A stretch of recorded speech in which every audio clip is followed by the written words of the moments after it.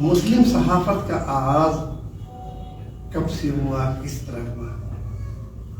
یہ ہم سب کو معلوم ہے کہ جیمز آگسٹس ہکی نے سب سے پہلے 18ویں صدی میں کے اواخر کوارٹر میں انہوں نے جو سب سے پہلے بنگال گیزیٹیئر نکالا، اس کے بعد وہ ایک عیسائی تھے، برطانیہ سے آئے تھے، تو اس کے بعد یہ سلسلہ مسلسل چلتا رہا، اور پھر پہلا اخبار جس کا ریکارڈ نہیں ملتا ہے مسلمانوں کے ذریعے، لیکن اس اخبار کا نام آتا ہے بعض حلقوں میں، وہ مولوی اکرم علی کا کلکتہ سے اردو اخبار تھا۔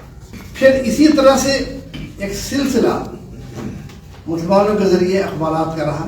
جامع جہانما کا نام میں یہاں پر نہیں لینا چاہوں گا کیونکہ وہ راجہ رام موہن رائے کا اخبار تھا، کسی مسلمان کا اخبار نہیں تھا، پہلے فارسی میں تھا، پھر بعد میں اردو میں آیا۔ پھر اس کے بعد یہ سلسلہ بڑھتا ہوا اتنا آگے بڑھا کہ 1857 آتے آتے 58 اخبار مسلمانوں کے ذریعے نکالے جا رہے ہیں اردو میں۔ پھر 1858 میں جب پریس گیگنگ ایکٹ شروع ہوا، ان کی تعداد گھٹ کر صرف 1 درجن رہ گئی۔ 1857 کے جو شہید صحافی ہوئے وہ مولوی باقر علی۔ پھر جب 1900 آ گیا تو اس وقت یہ اخبارات کی تعداد پھر بڑھ کر کے 72 ہو گئی۔ مرکزی جمعیت اہل حدیث کا قیام ہوا، جمعیت علماء کا قیام ہوا 20ویں صدی کے آغاز میں، وہاں ان کے ذریعے اخبارات الرسائل کا سلسلہ شروع ہوا۔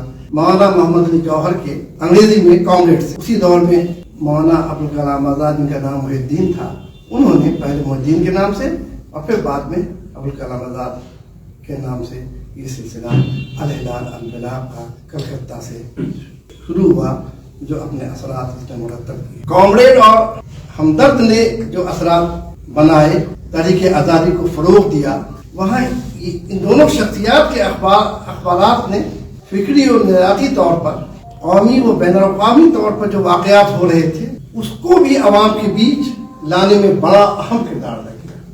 کون نہیں واقف ہے تحریک خلافت سے، جو ترکی میں خلافت کے خاتمے کے بعد یہاں شروع ہوئی تھی؟ اس میں ان اخبارات نے جو میں نام لیا مولانا آزاد اور مولانا محمد جوہر کے، بڑا اہم کردار رہا۔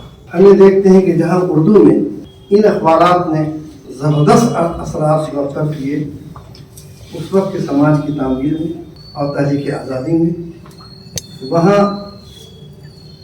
عربی اور فارسی اخبارات نے بھی کم اہم رول نہیں ادا کیا۔ کون نہیں جانتا ہے کہ مولانا سید سلیمان ندوی کی تحریک پر جب ندوہ سے عربی جریدہ نکالا گیا تھا، اس کا پہلا مدیر مولانا مسعود عالم ندوی، جو کہ بعد میں خدا بخش لائبریری کے کیٹرگر کم ڈائریکٹر ہوئے، اور دارالعروبہ جماعت اسلامی کے تقسیم سے قبل جو جالندھر میں قائم ہوا تھا اس کے بھی وہ ذمہ دار بنائے گئے۔ تو مولانا مسعود عالم ندوی کے ذریعے وہ اس جریدے پوری عرب دنیا میں دھوم مچا دی۔ پہلی بار عربوں کو لگا کہ ہماری زبان میں، ہمارے انداز میں، ہمارے لب و لہجہ میں اتنا بڑا عالم دین ہندوستان میں بھی کوئی ہے۔ اور پھر اتنا ہی نہیں ہوا بلکہ وہ کہنے لگے کہ یہ تو ہندوستان کا آئینہ ہے، ان کا یہ جریدہ ندوہ کا۔ اس سے اندازہ ہوتا ہے یہ دھوم عربی اخبارات نے پہلے بھی مچائی ہے، کیونکہ میں ابھی تقسیم سے قبل والی بات کی بات کر رہا ہوں۔ میں آپ کو پری میوٹینی پیریڈ کو کراس کر چکا، اب پوسٹ میوٹینی پیریڈ میں ہوں، وہ بھی تقسیم ہند سے قبل کے وقت کو کور کر رہا ہے۔ تو اس سے اندازہ ہوتا ہے کہ عربی میں بھی اور فارسی میں بھی اس زمانے میں مختلف اخبارات جو نکلے، انہوں نے عالم اسلام میں بھی ایک اچھا خاصا اثر ہے۔ ہم اس لحاظ سے کہہ سکتے ہیں ہندوستان میں انگریزی صحافت کا اگر پہلا کوئی قابل ذکر ایڈیٹر کہا جائے گا تو وہ یقیناً مولانا محمد علی جوہر، اور کوئی قابل ذکر اردو کا ایڈیٹر کہا جائے گا 100 سال سے بھی زائد عرصے کے بعد جس کا نام لیا جاتا ہے مولانا ابوالکلام آزاد، اس میں کوئی شبہ نہیں۔ لیکن اسی زمانے میں یہ ویسے اخبارات تھے جس کی انٹرنیشنل طور پر اسی طرح دھوم تھی جس طرح سے مصر کے الاہرام کی دھوم یہاں تھی۔ اس سے اندازہ ہوتا ہے ہندوستان میں مسلمانوں نے آزادی سے قبل یا میوٹینی کے بعد 1857 میں جو ہوئی تھی، جو اپنا رول پلے کیا ہے وہ ناقابل فراموش ہے، اس کو ہرگز نظر انداز نہیں کیا جا سکتا۔ تو مدینہ جب یہ نو سے نکلتا تھا اس کا بھی بڑا امپیکٹ پڑا اور زبردست امپیکٹ پڑا۔ اسی زمانے میں مسلم اخبار جمعیت العلماء نے نکالا، پھر اسی کے فوراً بعد جمعیت العلماء نے الجمعیت نکالا، جس کے سید ابو العلا مودودی ایڈیٹر بنائے گئے۔ انہوں نے اسی میں الجہاد فی الاسلام کو سیلائز کیا، مولانا محمد جوہر کے جامع مسجد والے تقریب میں خواہش کے بعد، جو کہ الجہاد فی الاسلام کے نام سے اویلیبل ہے۔ پھر اسی زمانے میں 1932 میں مولانا مودودی نے ترجمان قرآن مصلح الدین سہسرامی جو حیدرآباد سے ایک دیوان نکال رہے تھے ان سے خریدا اور اسے ماہنامہ بنا کر انہوں نے آپ کو شروع کیا، اور جو وہ ترجمہ قرآن آج بھی نکل رہا ہے۔ ان کی پوری جماعت اسلامی کی تحریک یا تحریک اسلامی کی تحریر جو برصغیر میں ہے وہ آپ کو ترجمہ قرآن سے شروع ہے۔ اس سے اندازہ لگایا جا سکتا ہے کہ یہ اخبار و رسائل اپنا امپیکٹ کرتے ڈالتے ہوئے چلے گئے۔ پھر 1946 میں الانصاف نام کا ایک اخبار نکلا الہ آباد سے۔ اس اخبار کے پہلے ایڈیٹر محمد یوسف صاحب نے جماعت اسلامی کے پہلے قیم یا دوسرے امیر جماعت کے وہ پہلے ایڈیٹر تھے، اس کے نکالنے میں ان کا رول تھا۔ اب پھر بعد میں آپ کو مولانا سلمان ندوی صاحب جو 9 مشہور تھے، الدعویٰ اخبار کے وہ اتنے زبردست ایڈیٹر ہوئے کہ کہا گیا کہ الندوہ اخبار کے بعد کوئی دوسرا اخبار اتنا اثر قائم کرنے والا الدعویٰ کے علاوہ نہیں۔ اسی زمانے میں مختلف مدارس جو تھے، چاہے وہ دیوبند ہو چاہے وہ یہ ندوہ، وہاں سے بھی جو عربی میں رسائل نکلے، اور انہی کے ساتھ ساتھ اردو میں بھی جو رسائل جن کو ہم برہان بھی کہتے ہیں، جن کو ہم المعارف بھی کہتے ہیں، جن کو ہم زندگی بھی کہتے ہیں، یہ سب اخبارات وہ تھے جو آبجیکٹیوٹی، معروضیت اور تعمیر پسندانہ ماحول کو بنانے میں ہیلپ کر رہے تھے۔ اسی کے ساتھ ساتھ ہمیں یہ بھی معلوم ہونا چاہیے کہ جو اردو کے بڑے بڑے اخبارات تھے جو پاکستان چلے گئے، جن کے نام سے آپ سب لوگ واقف ہیں، جنگ بھی ہے، نوائے وقت بھی ہے، اس کے بعد لگ رہا تھا کہ خلا ہو گیا ہے، لیکن اس کمیشن گیپ ہو گیا ہے۔ لیکن یہاں پھر کوشش ہوئی، اور اسی خلا کی ہوتے ہوئے خلا کو دیکھ کر کے کلدیپ نیر کو جو اردو کے صحافت سے جنہوں نے آغاز کیا تھا انجام اخبار سے 1947 میں، ان کو حضرت موہانی نے یہ مشورہ دے دیا کہ اردو صحافت کا مستقبل بہت تاریخ ہے، اس لیے تم اس میں رہ کے کیا کرو گے، جاؤ انگریزی صحافت کو اختیار کرو۔ تو پھر انہوں نے کہا کہ میرے پاس پیسے کہاں ہیں۔ انہوں نے اپنی آبیتی میں لکھا ہے کہ پھر پیسے کا نظم حضرت موہانی نے کیا، انہوں نے خود بھی کہا مجھ سے، اور پھر امریکہ وہ MSc جرنلزم کرنے گئے، وہاں سے آئے تو پھر کتنے بڑے صحافی ہو گئے ہم سب کو معلوم ہے، پھر انگریزی صحافت میں آ گئے، ان کے کالم اردو میں بھی آتے تھے۔ تو لیکن اس سے اندازہ ہوتا ہے کہ حضرت موہانی جو سمجھ رہے تھے کہ یہاں اردو کی صحافت ختم ہو جائے گی، وہ اللہ کا شکر ہے کہ ختم نہیں ہوئی، وہ چلتی رہی۔ عبدالحمید غازی انصاری جن کا نام میں نے پہلے لیا، جو قاری طیب صاحب کے داماد تھے، انہوں نے بمبئی سے جو اخبار نکالا، تو اس اخبار نے جو رول پلے کیا بمبئی میں، پھر بعد میں وہ کارپوریٹ کا اخبار ہو گیا، یہ الگ بات ہے، اس سے بھی ہم سب واقف ہیں۔ اندازہ یہ ہوتا ہے کہ یہ سفر آگے بڑھا، اور پھر انفرادی طور پر الگ الگ خطے میں کہیں انصاف نکلا، تو کہیں رہنما دکن نکلا، کہیں بعد میں اعتماد نکلا، کہیں سالار نکلا، الگ الگ خطے کی بات میں کر رہا ہوں خصوصاً۔ اور اسی طرح سے کہیں اخبار مشرق نکلا کلکتہ میں، جو دلی بھی آ گیا۔ ایسے ہی آپ کو یہی کہانی بنارس کی ہے، یہی کہانی آپ کو لکھنؤ کی ہے۔ ہمارے شیعہ برادری سے آگ نکلا، بعض جو ہم لوگوں کے حلقے سے جو اخبار نکلے لکھنؤ سے ہم سب پٹنہ سے بھی آپ کو جہاں سنگم نکلا غلام سرور کا، جو بہت بڑے صحافی ہوئے، جنہوں نے اپنے وقت میں کی سیاست کو متاثر کیا، اور اسی طرح قومی تنظیم بھی آیا، صدائے عام بھی آیا، اور ابھی بہت سے اخبارات پڑھنے سے نکل رہے ہیں۔ تو ایک اندازہ ہوتا ہے کہ یہ جو ان اخبارات نے جو رول پلے کیا اردو کے، تو اس میں ہم یقیناً اس کا نام کیسے نہیں لیں گے، جس کا نام نشر ہے۔ یہ وہی نشر اخبار ہے جس میں جماعت اسلامی میں شامل ہونے سے قبل مولانا جلال الدین عمری صاحب نے اس کی 1 سال تک ایڈیٹنگ کی ہے بنگلور میں، عثمان اسد کی خواہش پر۔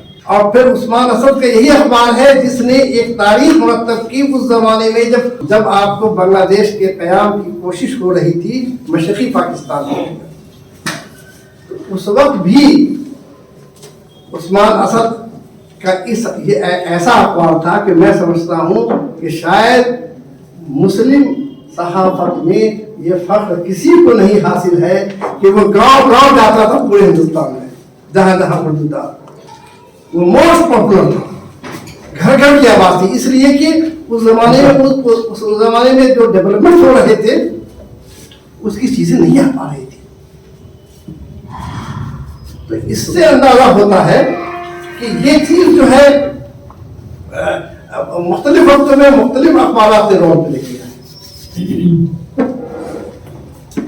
لیکن یہ بات بھی جیسا کہ میں نے شروع میں کہا کہ مسلمان فلمی اخبار یا میگزین کو نکالنے میں بھی کسی سے پیچھے نہیں تھے۔ شمع ایسا تھا کہ فلمی دنیا کا کوئی ستارہ، بڑے سے بڑا ستارہ اس میں انٹرویو دینے کے لیے، کور ہونے کے لیے ترستا تھا۔ روبی کا بھی کم و بیش یہی حال تھا۔ اس آج کی جتنی پوسٹ دکھائی پڑ رہی ہے آپ کو افسانہ نگار کی اور ناول نگار کی، اس میں سے بیشتر لوگ 20ویں صدی میں چھپتے تھے۔ حیدر ہوں، عصمت آپا ہوں، یا پھر آپ کے کرش چندر ہوں، سب کے سب میں چھپتے تھے۔ تو اس سے اندازہ ہوتا ہے کہ آپ سماج پر ان اخبارات و رسائل نے اثرات ڈالے ہیں، یقیناً ڈالے ہیں۔ کیا کوئی بول سکتا ہے عامر عثمانی جن کی تجلی نے دیوبند سے وہ نکلتا تھا، اور وہ اب وہ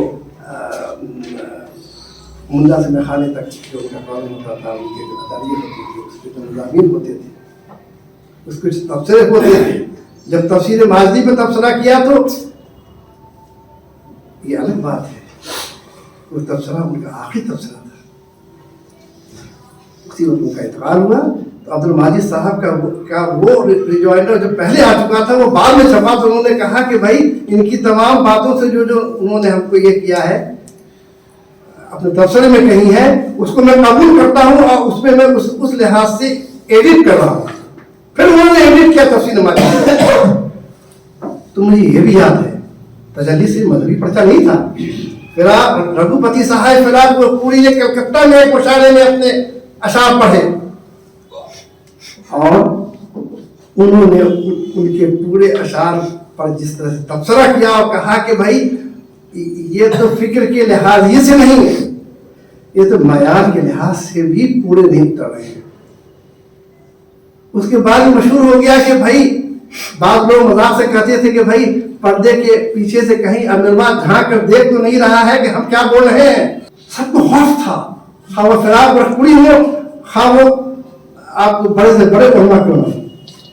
تو یہ اس کو امپیکٹ کرتے ہیں کہ اس طرح سے پوسٹ انڈیپینڈنس پیریڈ میں یہ تمام چیزیں ہوتی گئی۔ اسی زمانے میں سب کے جدید نکلا بالکل 4 صفحے کا ورق کا بھی نہیں، پرنٹنگ اتنی خراب کہ پڑھنا مشکل، لیکن شاید ہی کوئی اہل رائے حضرات میں کوئی ہوگا جو اس پہ پڑھتا نہیں تھا۔ تو امپیکٹ ڈالنا تھا۔ نقیب نکلا بخاری شریف سے، آج تک نکل رہا ہے۔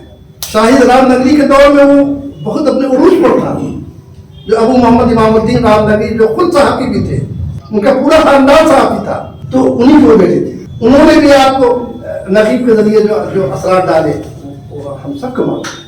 وہیں قاضی مجاہد اسلام कासमी रहमतुल्लाह अलैह, वहीं से उनका आलमगीर से तो ताल्लुक था।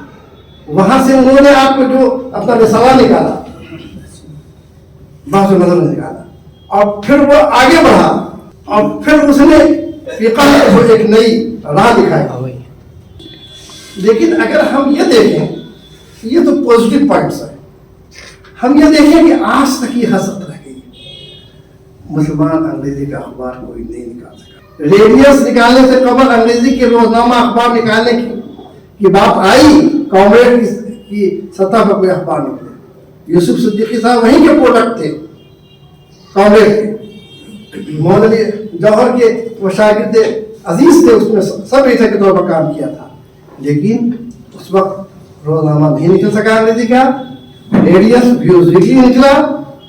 फिर बाद में दूसरे अखबारात की, मैं समझता हूँ 5 अखबारात की अंग्रेजी में कोशिश की गई है मुख्तलिफ। बाद मुसलमानों की बाज़ तंजीमों ने पैसे भी कलेक्ट किए, बाद दूसरी अहम शख्सियात ने भी पैसे कलेक्ट किए अंग्रेजी अखबार के लिए, ताकि पूरे मुल्क में हम इम्पैक्ट डाल सके और उसमें इत्तेहाद का शिराजा बना सके।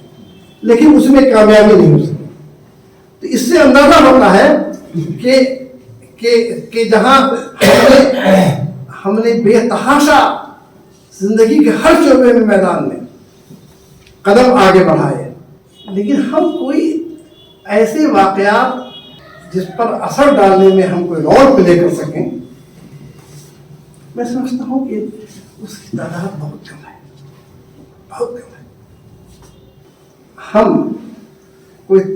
कोई तारीख रकम करने के मामले में, अहद साज किसी वाक़े को बयान करने के मामले में, नीली जैसे वाक़यात को कवर करने के मामले में, दूसरे अखबारात पर जो अंग्रेजी और दूसरे अखबार ज़मानों में निकल रहे थे, उन पर हमको इंतज़ार करना पड़ा।